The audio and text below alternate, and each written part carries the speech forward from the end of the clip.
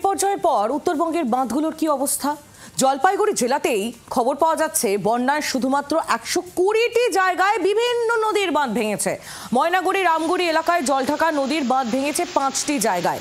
এছাড়াও ধূপগুড়িতে গয়ার ধুকুঠি এলাকায় জলঢাকা নদীর ওপর একাধিক বাঁধ ধুয়ে মুছে সাফ হয়ে গিয়েছে।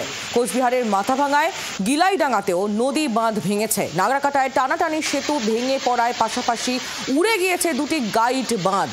পরিস্থিতি মোকাবিলায় বন্যা বিধ্বস্ত উত্তরের 4 জেলা দার্জিলিং, জলপাইগুড়ি, কোচবিহার এবং আলিপুরদুয়ারে সেচ দফতরের 4 জন চিফ ইঞ্জিনিয়ারকে দায়িত্ব দেওয়া হয়েছে।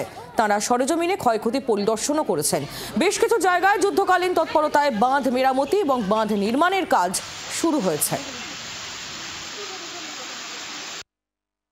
আমাদের প্রায় 50টা মতো জায়গায় কাজ শুরু হয়ে গেছে, আরো কিছু বাকি আছে। আমাদের ফিল্ড চেকিং হচ্ছে, হওয়ার পরে ওগুলো ডিপেন্ডিং অন ইম্পর্টেন্স, সবগুলো তো আর ইমিডিয়েটলি ধরার বিষয় নয়, বা কোনো কোনো জায়গায় বড় অ্যামাউন্টের ব্যাপার আছে। প্রায় 120টা তো আমরা জেলা প্রশাসন থেকে পেয়েছি, আমরা চেকিং করছি প্রসেসে।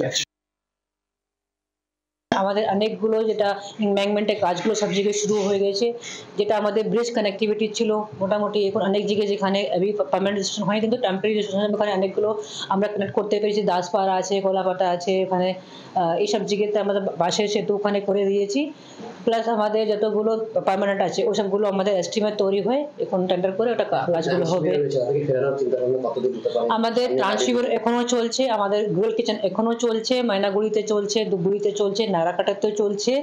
আস্তে আস্তে মানুষ কিন্তু স্বাভাবিক হচ্ছে, এখন ফিরছে আস্তে আস্তে। ধূপগুড়ি গধারকুটি এলাকার বিহারিপাড়া এই গ্রামে এখনো কিন্তু এই ঘরে পলি কাদা জমে রয়েছে। এভাবেই রান্নার সামগ্রী কাদাতে কিন্তু ঘরের সমস্ত কিন্তু এখনো দেখা যাচ্ছে ঘরের উনুনটা পর্যন্ত এই পলি মাটি কাদাতে ভর্তি। ধীরে ধীরে স্বাভাবিক হচ্ছে, কিন্তু এই মানুষজনগুলো এখনো ত্রাণ শিবিরে রয়েছে।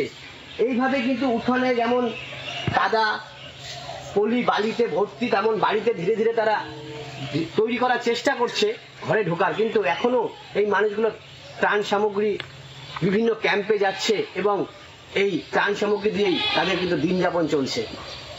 বহু মানুষ এখনো এই ধূপগুড়ির এলাকায় বিভিন্ন যারা সাহায্যের হাত বাড়িয়ে দিয়েছেন সেই সাহায্য নিয়েই বর্তমানে তারা বেঁচে রয়েছেন। সরকার পাশে দাঁড়িয়েছে, কিন্তু কেন্দ্রীয় সরকার, রাজ্য সরকার উভয়ই যদি এই মানুষগুলোর পাশে নতুন করে এই বাড়িঘর তৈরি করতে সাহায্য না করে তাহলে কিন্তু তাদের বেঁচে থাকাই দায় হয়ে যাবে।